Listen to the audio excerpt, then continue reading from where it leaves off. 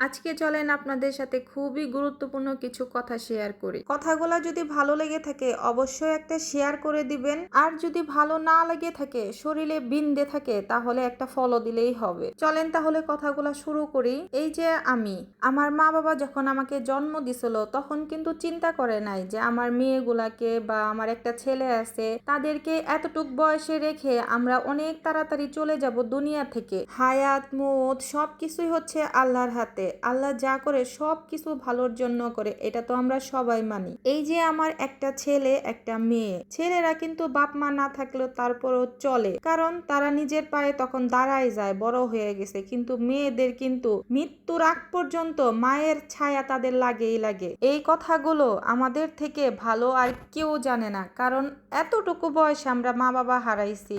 বাবা হারানোর কষ্ট থেকে মা হারানো যে কত যন্ত্রণা একটা মেয়ের জন্য, তা শুধু ওই মেয়েটাই বুঝে। এখন অনেকের মনে প্রশ্ন আসতে পারে, ছেলেরা কেন বুঝে না? ছেলেরা কি করে বুঝবে? যখন তারা বিয়ে করে, শ্বশুর শাশুড়ি থাকলে তো শ্বশুর শাশুড়ি মা বাবার থেকেও দেখবেন বেশি আপন হয়ে যায়, কিন্তু একটা মেয়ে কিন্তু কখনোই শ্বশুর শাশুড়িকে ও মা বাবার স্থান দিতেও পারে না, আর শ্বশুর শাশুড়ি নিতেও পারে না। যেখানে একটা ভাবি ননদকে নিজের বোনের মতোই দেখতে পারে না, ননদের খাওয়া লওয়া সেগুলা সহ্যই করতে পারে না, কিন্তু নিজের বোন যদি হয় আপন বা কি পর সেটা বুঝি না। বোন হলেই হলো, দেখবেন তাকে কি রেখে কি খাওয়াবে, কি রেখে কি দিবে, সেটা সে ভেবে অস্থির। সেটা হোক নিজের মার পেটের বোন বা খালতো বোন বা ফুফাতো বোন চাচাতো বোন, যাই হোক না কেন, বোন হলেই হলো। আর ননদরা হলো চোখের কাঁটা। ননদদের কথা ভাইয়ের কানে দিয়ে উল্টা পাল্টা বুঝায়া মনে যা যায় তাই কইরা কি করে ননদদের আলাদা করবে সেই চিন্তা তো আছেই। সেটা হোক কিংবা এক গ্লাস পানি বা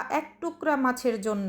জীবনের ভুল কি জানেন? কেউ কারো আপন না এই দুনিয়াতে, বিশেষ করে যাকে আপনি যতদিন করবেন সে ততদিনই ভালো। ওই যে একটা কথায় আছে না, খাওয়া লওয়া শেষ সোনার বাংলাদেশ। শুনেন আরেকটা কথা বলি, নিজের বাচ্চা কাচ্চা জন্ম দিবেন নিজের ভরসায়, আল্লাহর ভরসায়, অন্যের ভরসায় না। কে দেখলো কে না দেখলো সেটা নিয়ে এত চিৎকার চেঁচামেচি করার কোনো দরকার নাই। আমার সন্তানকে আমি জন্ম দিছি, আমি শেষ দিন অবধি আমার সন্তানকে আমি দেখে যাব। কে দেখলো কে না দেখলো সেটা নিয়ে আমি কখনোই ভাবি না। খোঁচা কিন্তু মারলে সবাইকে সবকিছুই মারা যায়, তাই খোঁচাখুচি বন্ধ করে যে কাজ শুরু করছেন সেই কাজ কন্টিনিউ করেন। আর আল্লাহর কাছে বলেন, আল্লাহ সামনে যে দিনগুলা আসতেছে সেই দিনগুলা যিনি দেখার ক্ষমতা আমাকে দেয়, ধৈর্য শক্তি যেন আমাকে দেয়। আজকে যাদেরকে এত আপন মনে করে ফালাফালি করতেছেন, পকেটের টাকাগুলা শেষ হয়ে গেলে তারাই যেন একদিন মুখ ঘুরিয়ে নেয় না। কথাগুলা হচ্ছে একটা বোনের ফেসবুক একটা গল্প থেকে আমি নিছি। ভালো লাগলে অবশ্যই একটা শেয়ার করে দিবেন, আর সবাই পাশে থাকবেন। আজকের মতো এখানেই শেষ। আসসালামু আলাইকুম, আল্লাহ হাফেজ।